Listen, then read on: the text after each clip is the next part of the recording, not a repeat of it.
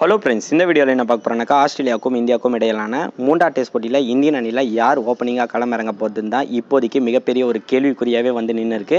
ஏன்னா கேஎல் ராகுலும் முரளி விஜயும் கொடுக்கப்பட்ட அதிகபட்சமான வாய்ப்புகளை வந்து தவறிட்டாங்க. மூன்றாவது டெஸ்ட் போட்டியை பொறுத்த வரைக்கும் பிருத்வி ஷா எப்படியும் வந்து கம்பேக் ஆகி அவர் வந்து உள்ள அணியில் விளையாடுவார்ன்ற மாதிரி தான் பார்க்கப்பட்டது. ஆனால் பிருத்வி ஷாக்கு வந்து காயம் முழுமையாக குணம் அடையாததுனால அவர் வந்து அமைச்சிட்டு அதுக்கு பதிலாக மாயக் அகர்வாலை உள்ளே சேர்த்துருக்காங்க. சரி, இப்போ என்ன கேள்வினாக்கா வந்த உடனே மாயக் அகர்வால் வந்து ஓப்பனிங் களமிறங்குவார். ஏன்னா வெஸ்ட் இண்டீஸ் தொடரில் அவருக்கு வாய்ப்பு இருந்துச்சு, இந்திய கிரவுண்டில் விளையாட முறையே அவருக்கு வந்து வாய்ப்புகள் கொடுக்கல. அப்படி இருக்கும்போது இப்போ ஆஸ்திரேலியா மண்ணில் வந்து வாய்ப்பு கொடுப்பாங்களான்னா அது மிகப்பெரிய ஒரு கேள்விக்குறியாகவே இருக்குன்னே சொல்ல முடியும். மற்றபடி யாருக்கு வாய்ப்புகள் போகும்னா பார்த்திவ் பட்டேல் வந்து விக்கெட் கீப்பராக இருக்காரு.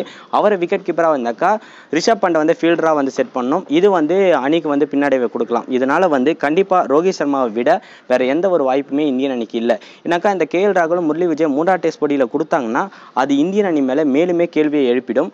ரெண்டு பேர்லேருந்து யாராவது ஒருத்தரை வேணால் பிக் பண்ணுறதுக்கான வாய்ப்புகள் இருக்குது. யார் முரளி விஜய்க்கு வாய்ப்பு கொடுக்கலாம்னு நினைக்கலாம், இல்லை கேஎல் ராகுலுக்கு வாய்ப்பு கொடுக்கலாம்னு நினச்சிட்டு ரோஹித் சர்மாவை களமிறக்கலாம். அப்படி இவங்க ரோஹித் சர்மாவை களமிறக்காமல் விட்டுட்டாங்கன்னா கண்டிப்பாக இந்த தொடர் முழுவதும் வந்து ரோஹித் சர்மா களமிறங்காத ஒரு சுச்சுவேஷன் தான் கண்டிப்பாக இருக்கும். உங்களை பொறுத்த வரைக்கும் மாயக் அகர்வால் ரோஹித் சர்மானாக்கா நீங்கள் யாரை சொல்வீங்க? இன்னுமே கேஎல் ராகுல் முரளி விஜய்க்கு ஒரு வாய்ப்புகள் கொடுக்கலாம் நீங்கள் ஃபீல் பண்ணுறீங்களா?